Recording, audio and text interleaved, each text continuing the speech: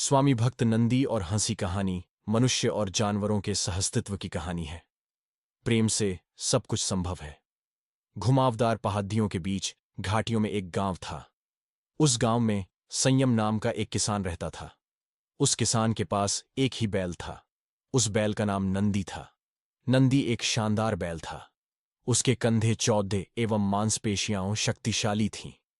वह अपने दिन खेतों में मेहनत करते हुए बिताता। संयम को भी नंदी के काम पर गर्व था। नंदी खेती हेतु जमीन को तैयार करने के लिए लगन से जुताई करता। सुबह से शाम तक मेहनत करने वाला नंदी केवल भोजन एवं पानी के लिए रुकता। नंदी मेहनती के साथ साथ मालिक प्रेमी भी था। संयम को भी नंदी पर पूरा भरोसा था। दोनों मिलकर सफल खेती करते और अच्छी फसल उगाते। घायल बंदर एक बार संयम और नंदी खेत से घर लौट रहे थे। रास्ते में नंदी ने एक घायल बंदर को देखा और उसकी तरफ जाने लगा। संयम भी नंदी के पीछे जाने लगा।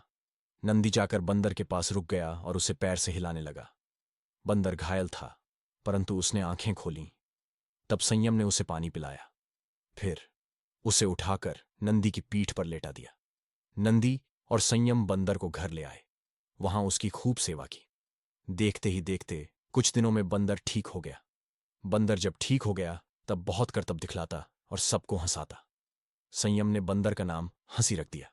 जब नंदी खेत जाता, प्रतिदिन बंदर भी नंदी की पीठ पर सवार होकर खेत जाता। उनकी दोस्ती भी गहरी होती जा रही थी। हंसी भी परिवार बन गया। जब संयम इशारा करता, हंसी नंदी के खाने के डेग में घास भर देता। हंसी भी किसान की मदद करने लगा। कभी बाल्टी में पानी भर देता तो खेत में भी पटवन में सहायता करता। खुद भी फल खाता और किसान के लिए भी फल और सब्जियां तो ढाकर जमा करता। यहां तक कि बाजार में बेचने के लिए टोकरियां भी भरता। संयम के घर दोनों ही जानवर, नंदी बैल और हंसी बंदर, खुशी खुशी जीवन जी रहे थे। बरसात का मौसम था। संयम ने अपनी खेत पर मकई की खेती की थी। मकई की अच्छी फसल हुई थी।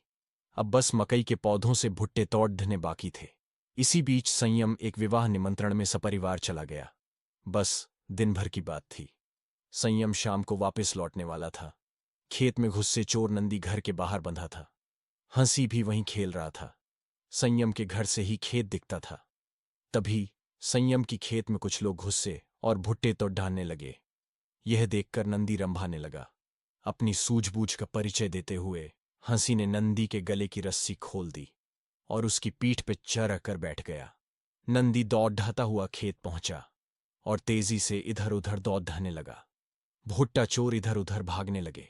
नंदी और हंसी ने मिलकर सारे चोर भगा दिए।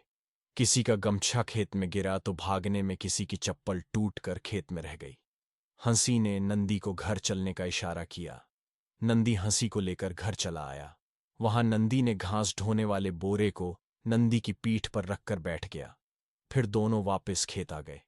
किसान संयम के पास घास लाने के लिए 2 बोरे थे, जो आपस में रस्सी से जुड़े थे। संयम उसे नंदी की पीठ पर ऐसे रखता कि रस्सी नंदी की पीठ पर और दोनों बोरे नंदी के बाएं एवं दाएं ओर लटके होते। हंसी ने भी नंदी पर बोरे को ऐसे रखकर उसमें भुट्टा तोड़ तोड़ कर भरने लगा। जब दोनों बोरे भर गए तब वे दोनों घर गए। हंसी तो बोरे नहीं उतार पाता तो नंदी धीरे धीरे बैठ गया और घिसट घिसट कर रस्सी से बाहर निकल आया। हंसी ने भुट्टे से भरे बोरों को पुआल से ढक दिया। फिर दूसरे घास ढोने वाले बोरे को नंदी की पीठ पर रखकर खेत चला गया और फिर से बोरों में भुट्टा जमा करने लगा।